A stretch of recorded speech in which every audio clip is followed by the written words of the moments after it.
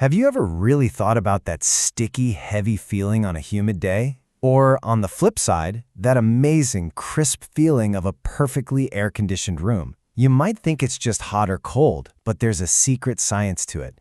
And today, we're going to pull back the curtain on the invisible ingredient in the air that actually controls how comfortable we feel. And, it all kicks off with a simple little mystery that I bet you've seen 1,000 times. You take a cold drink out on a hot day, and within minutes, it's covered in what looks like sweat. I promise you, the can isn't leaking. The answer is the key to this whole story, and it's been hiding in plain sight this entire time. All right, so to crack this mystery, we've got to start with the very air around us, because it turns out there's something hidden in the air we breathe, and it changes absolutely everything. Now, we usually think of air as, a mix of nitrogen, oxygen, the basics. And for what scientists call dry air, that's pretty much spot on. But the air we actually live and breathe in, what we call atmospheric air, well, that has one extra and very powerful ingredient: water vapor. Just plain old water, but in its gas form. And the amount of this invisible moisture is constantly changing. It's the real star of our show today. So, if this water is invisible, how in the world do we measure it? Well, we can measure its pressure. Here's a cool way to think about it. Imagine you could just snap your fingers and magically remove all the nitrogen and oxygen from a room, leaving only the water vapor behind.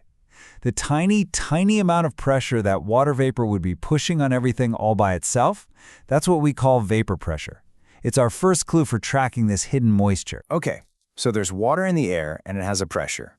But the question that really matters for our comfort is this: how much moisture is the air actually holding compared to its total limit?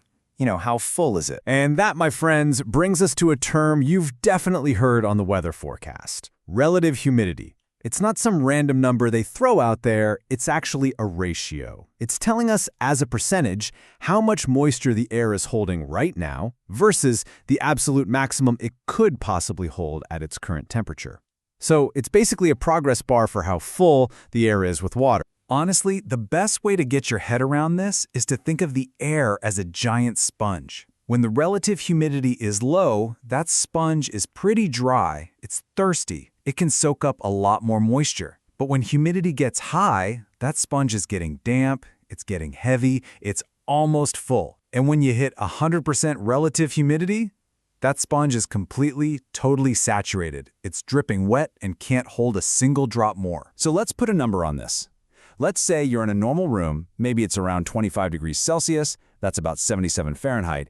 If the relative humidity is 75%, it means our air sponge is already 3/4 full. That's a lot of invisible water just floating around. So we have all our clues now, right? We've got invisible water in the air, and we have a way to measure just how full that air is.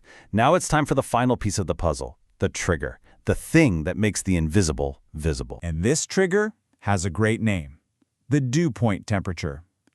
It's the magic number.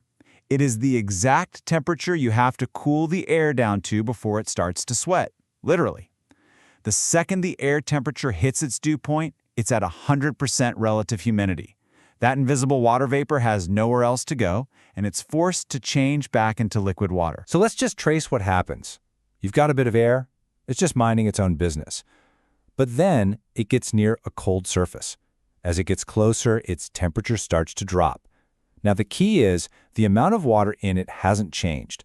But as it cools and cools, it finally hits that dew point temperature. Boom. It's now 100% saturated.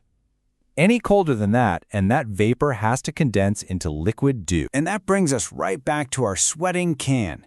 The condensation isn't coming from inside the can at all. It's coming from the air around it.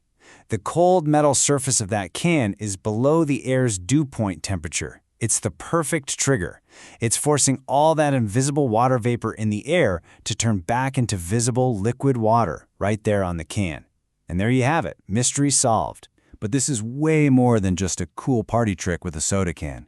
This exact principle, this is how we engineer comfort in our homes, our cars, our offices, every single day. This science is the secret sauce behind every air conditioner on the planet. And really, it just comes down to this one simple, powerful idea. To really condition the air, you have to cool it below its dew point.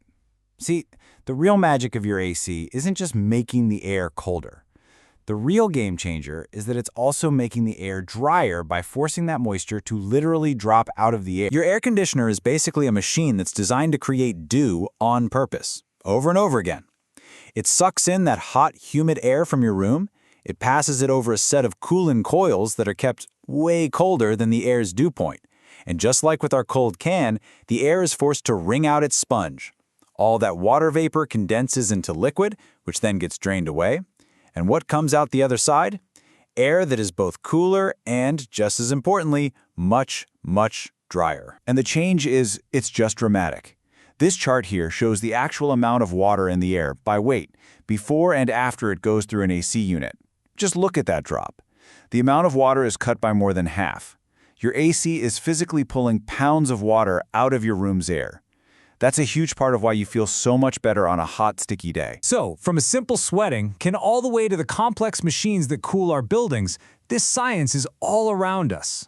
But why does getting this on a deeper level really matter for what's coming next? Because at the end of the day, controlling our comfort is really about controlling water vapor.